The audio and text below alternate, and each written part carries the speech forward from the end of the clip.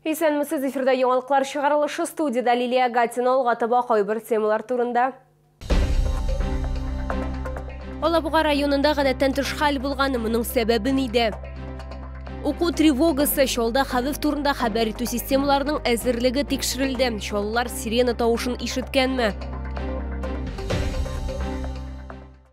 Соңгы тәүлектә Татарстанда яшәүче 73 кешедә COVID-19 диагнозы расланды. Шоллыда узган тәүлектә коронавирусның тагын 17 яңа очрагы теркәлде. Шулай итеп, 6 октябрь көне Татарстан буенча коронавирус белән авыруның барлыгы 27474 очрагы билгеле. Аларның 23455 терелгән, 58 узган тәүлектә.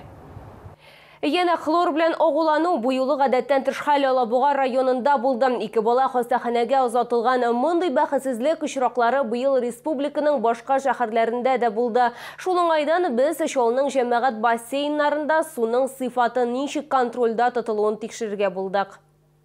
Без тикшерү өчен Дельфин балалар физкультура сәламәтләндерү үзәген очраклы гына сайлады. Хәбирдә бассейн бик кечкенә булса да, хлор һәм башка компонентлар кушылмасын катгый күзәтәләр. Белгечләр сүзләренә караганда, су тестлары һәр 2 сәгать саен үткәрелә. Берем крахмал. Это мы проверяем хлор в бассейне. Видите, она окрашивается. Это значит, хлор есть, получается. А сейчас мы смотрим, в норме он. Берем. Что должно произойти сейчас? Он должен стать белым.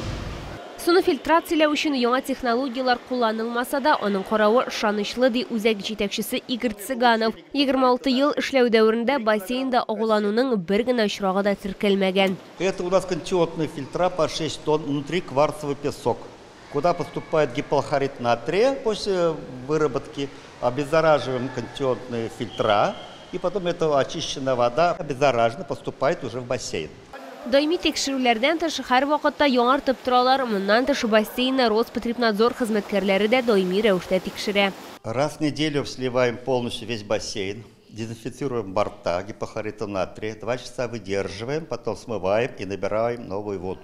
В течение суток 2 раза вода полностью, у нас система рециркуляции, через один бортик вода уходит. В течение суток 2 раза вода полностью меняется, это 2 раза по 75 тонн воды. Раз в месяц приходит Роспотребнадзор, санэпидстанции по-нашему, пробу воды берут.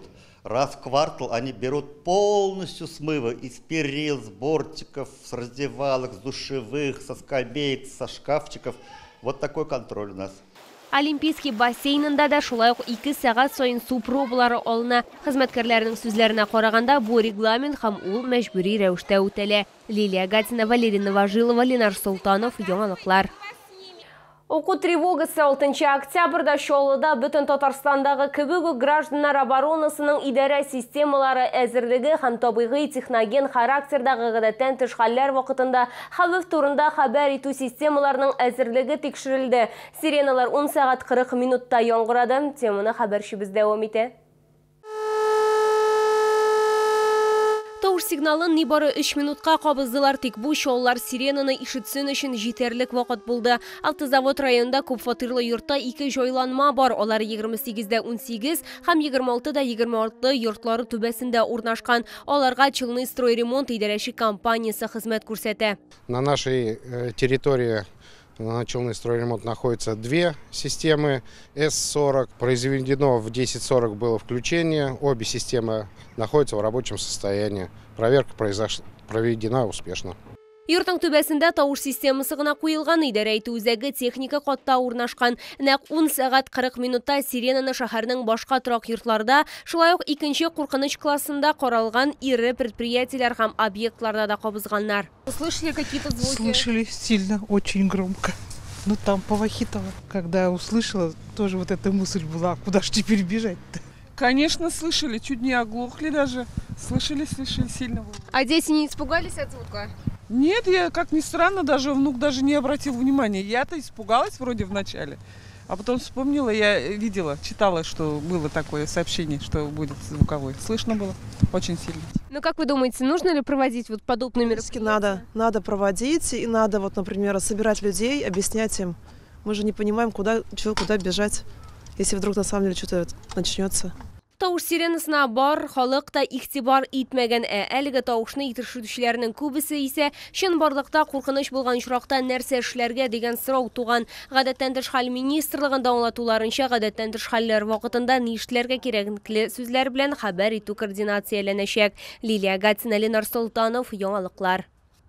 Татарстанда БДИ тапшыру көннәре билгеле. 2022 елда төп дәүләт имтиханны 21 апрельдән 2 июльгә кадәр, бердәм дәүләт имтиханны 21 марттан 2 июльгә кадәр узачак. Россия Мәгариф министрлыгы һәм Россоборнадзор әзерләгән документтан күренгәнчә, имтиханнарны вакытыннан алда тапшыру һәм резерв көннәр 21 апрельдән 17 майга кадәр дәвам итәчәк.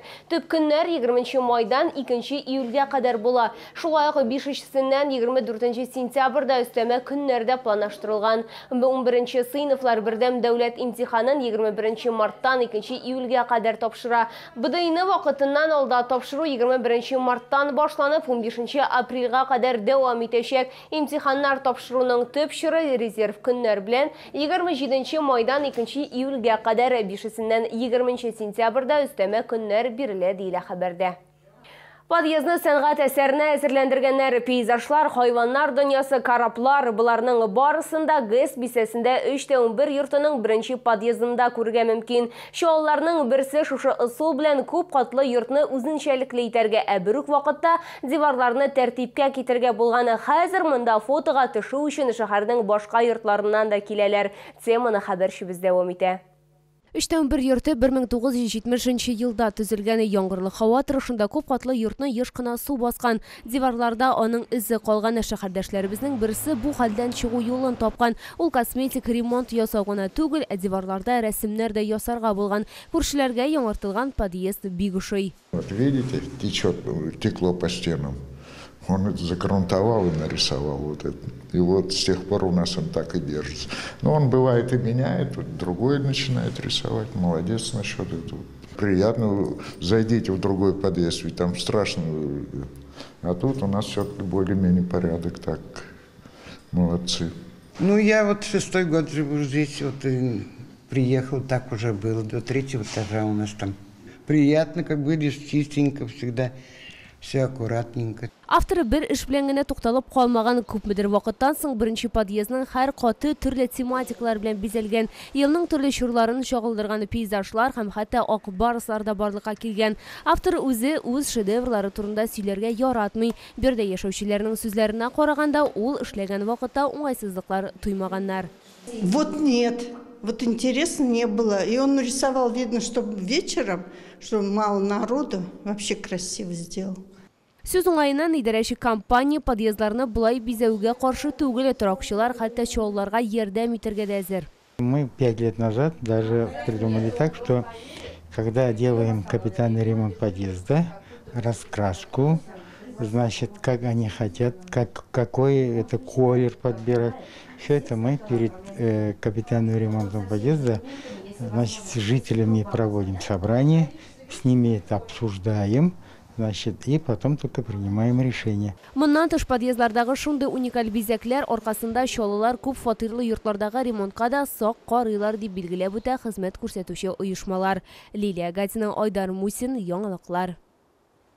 Мин сезнең исегезгә төшерәм, шәһәрдә COVID-19-га каршы вакцинация дәвам итә. Безнең алда иммунитетны ныгыту проблемасы тора. Вакцина ясатырга ашыгыз. Бу сезгә җиткерәсе соңгы мәгълүматыбыз иде. Мин Лилия Гатина, сезнең белән сау булашам, исән-имин булыгыз.